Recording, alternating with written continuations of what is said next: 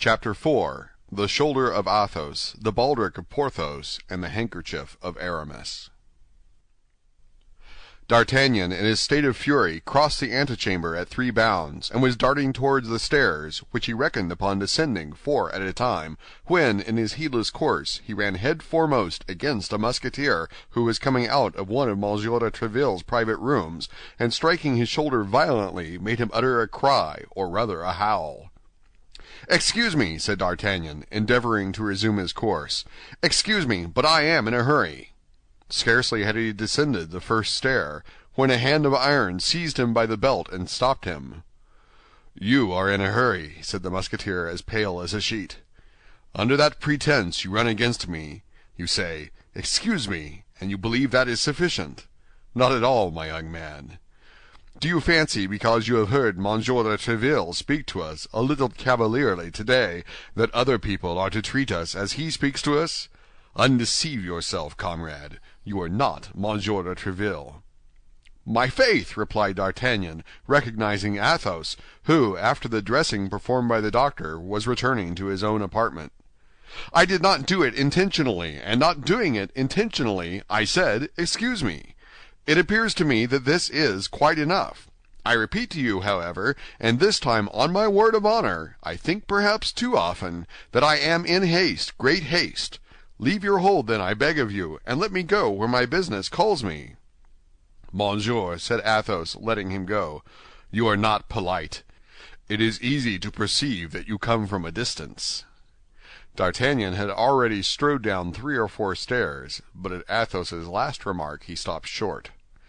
"Morbleu, monsieur," said he, "however far I may come, it is not you who can give me a lesson in good manners, I warn you." "Perhaps," said Athos. "Ah, if I were not in such haste, and if I were not running after someone," said D'Artagnan. "Monsieur, man in a hurry, you can find me without running. Me, you understand." "And where, I pray you?" "Near the Comte de Chaux." "At what hour?" "About noon." "About noon. That will do. I will be there." "Endeavor not to make me wait. For 12:15 I will cut off your ears as you run." "Good!" cried D'Artagnan. "I will be there 10 minutes before 12." And he set off running as if the devil possessed him, hoping that he might yet find the stranger whose slow pace could not have carried him far. But at the street gate, Porthos was talking with a soldier on guard. Between the 2 talkers there was just enough room for a man to pass. D'Artagnan thought it would suffice for him, and he sprang forward like a dart between them. But D'Artagnan had reckoned without the wind. As he was about to pass, the wind blew out Porthos's long cloak, and D'Artagnan rushed straight into the middle of it. Without doubt, Porthos had reasons for not abandoning this part of his vestments, for instead of quitting his hold on the flap in his hand, he pulled it toward him, so that D'Artagnan rolled himself up in the velvet by a movement of rotation explained by the persistency of Porthos. D'Artagnan, hearing the Musketeer swear, wished to escape from the cloak, which blinded him, and sought to find his way from under the folds of it. He was particularly anxious to avoid marring the freshness of the magnificent Baldric we are acquainted with, but on timidly opening his eyes, he found himself with his nose fixed between the 2 shoulders of Porthos, that is to say, exactly upon the Baldric. Alas, like most things in this world which have nothing in their favor but appearances, the Baldric was glittering with gold in the front, but was nothing but simple buff behind. Vainglorious as he was, Porthos could not afford to have a Baldric wholly of gold, but had at least half. One could comprehend the necessity of the cold and the urgency of the cloak. "Bless me!" cried Porthos, making strong efforts to disembarrass himself of D'Artagnan, who was wriggling about his back. "You must be mad to run against people in this manner." "Excuse me," said D'Artagnan, reappearing under the shoulder of the giant, "but I am in such haste. I was running after someone, and—" "And do you always forget your eyes when you run?" asked Porthos. "No," replied D'Artagnan, piqued, "and thanks to my eyes, I can see what other people cannot see." Whether Porthos understood him or did not understand him, giving way to his anger, "Monsieur," said he, "you stand a chance of getting chastised if you rub Musketeers in this fashion." "Chastise, monsieur," said D'Artagnan. "The expression is strong." "It is one that becomes a man accustomed to look his enemies in the face." "Ah, pardieu! I know full well that you don't turn your back to yours." And the young man, delighted with his joke, went away laughing loudly. Porthos foamed with rage, and made a movement to rush after D'Artagnan. "Presently, presently," cried the latter, "when you haven't your cloak on." "At 1 o'clock, then, behind the Luxembourg." "Very well, at 1 o'clock, then," replied D'Artagnan, turning the angle of the street. But neither in the street he had passed through, nor in the one which his eager glance pervaded, could he see anyone. However slowly the stranger had walked, he was gone on his way, or perhaps had entered some house. D'Artagnan inquired of everyone he met with, went down to the ferry, came up again by the Rue de Seine and the Red Cross, but nothing, absolutely nothing. This chase was, however, advantageous to him in one sense, for in proportion as the perspiration broke from his forehead, his heart began to cool. He began to reflect upon the events that had passed. They were numerous and inauspicious. It was scarcely 11 o'clock in the morning, and yet this morning had already brought him into disgrace with Monsieur de Tréville, who could not fail to think the manner in which D'Artagnan had left him a little cavalier. Besides this, he had drawn upon himself 2 good duels with 2 men, each capable of killing 3 D'Artagnans, with 2 Musketeers, in short, with 2 of those beings whom he esteemed so greatly that he placed them in his mind and heart above all other men. The outlook was sad. Sure of being killed by Athos, it may easily be understood that the young man was not very uneasy about Porthos. As hope, however, is the last thing extinguished in the heart of man, he finished by hoping that he might survive, even though with terrible wounds, in both these duels, and in case of surviving, he made the following reprehensions upon his own conduct. "What a madcap I was, and what a stupid fellow I am! That brave and unfortunate Athos was wounded on that very shoulder against which I must run head foremost like a ram. The only thing that astonishes me is that he did not strike me dead at once. He had good cause to do so. The pain I gave him must have been atrocious. As to Porthos, faith, that's a droll affair."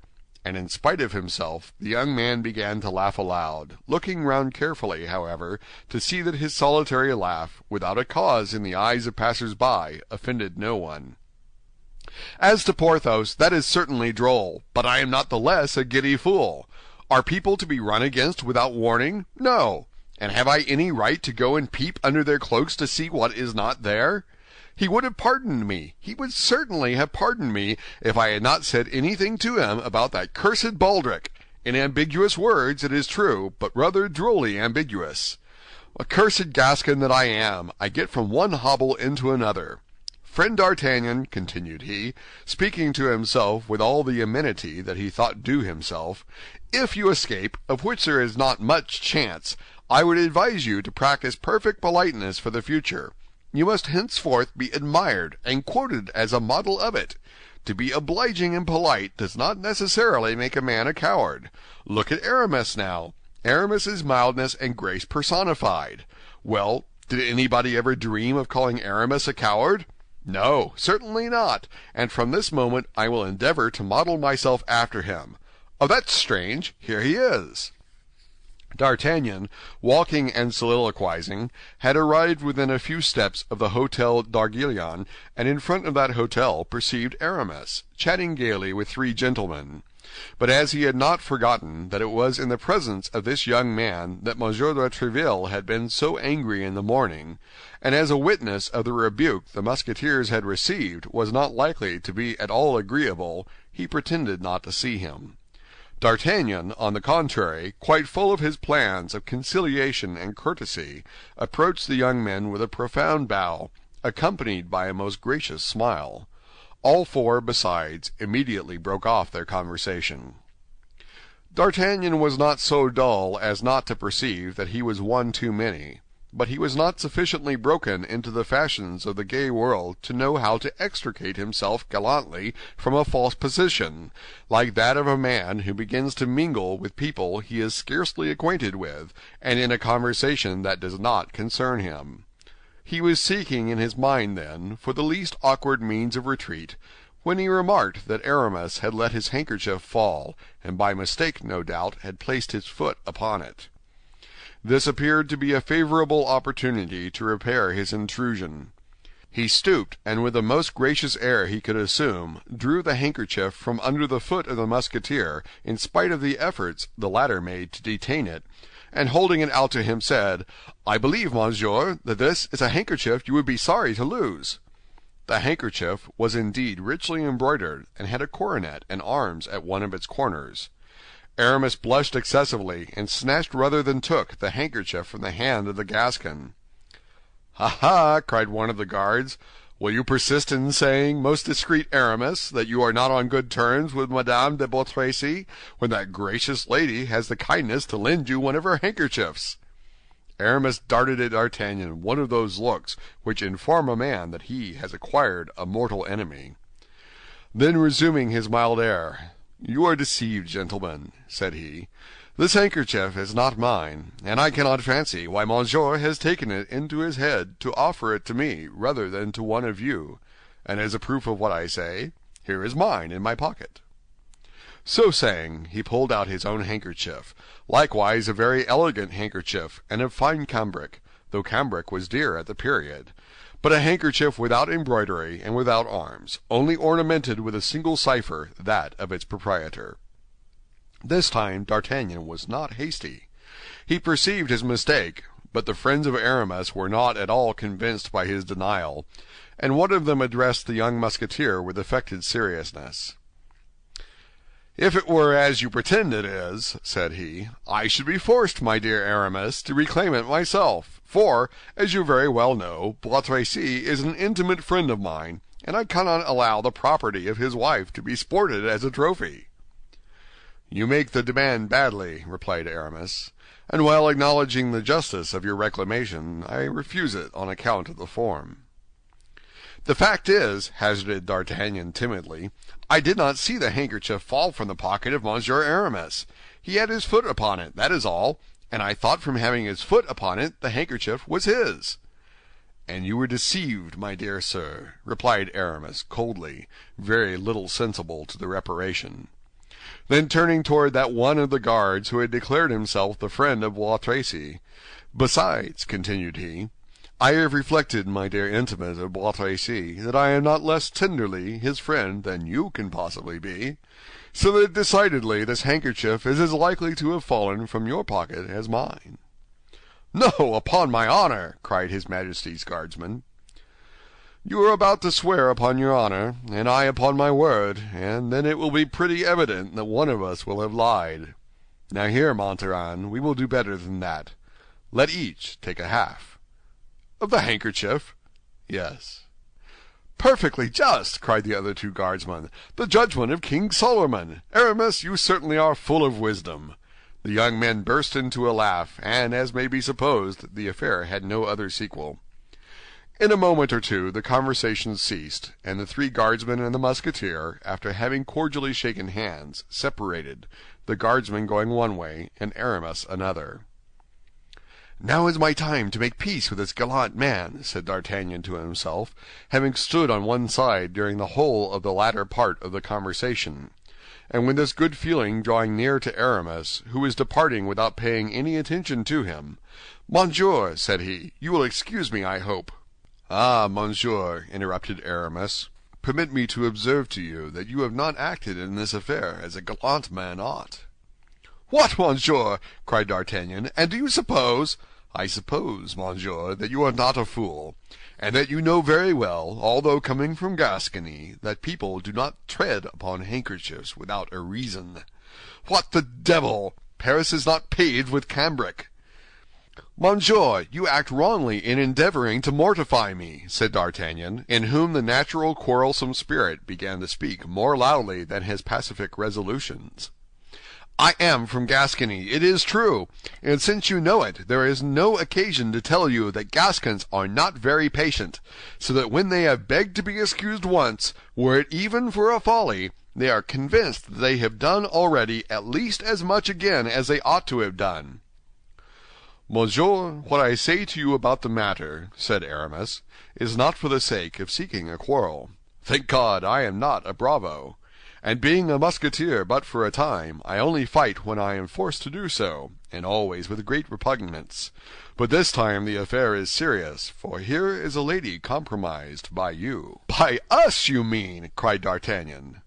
"Why did you so maladroitly restore me the handkerchief? Why did you so awkwardly let it fall?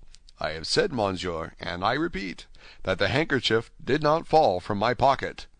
"And thereby you have lied twice, monsieur, for I saw it fall." "Ah, you take it with that tone, do you, Master Gascon? Well, I will teach you how to behave yourself.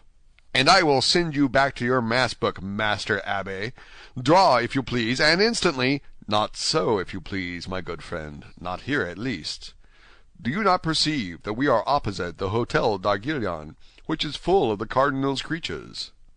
How do I know that this is not his Eminence who has honored you with a commission to procure my head? Now, I entertain a ridiculous partiality for my head; it seems to suit my shoulders so correctly. I wish to kill you, be at rest as to that, but to kill you quietly, in a snug, remote place, where you will not be able to boast of your death to anybody." "I agree, monsieur, but do not be too confident. Take your handkerchief. Whether it belongs to you or another, you may perhaps stand in need of it." "Monsieur is a Gascon?" asked Aramis. "Yes. Monsieur does not postpone an interview through prudence?" "Prudence, monsieur, is a virtue sufficiently useless to Musketeers, I know, but indispensable to churchmen. And as I am only a Musketeer provisionally, I hold it good to be prudent. At 2 o'clock I shall have the honor of expecting you at the Hôtel of Monsieur de Tréville. There I will indicate to you the best place and time." The two young men bowed and separated, Aramis ascending the street which led to the Luxembourg, while D'Artagnan, perceiving the appointed hour was approaching, took the road to the Camp de Chaux, saying to himself, "Decidedly I can't draw back, but at least, if I am killed, I shall be killed by a Musketeer." End of chapter 4.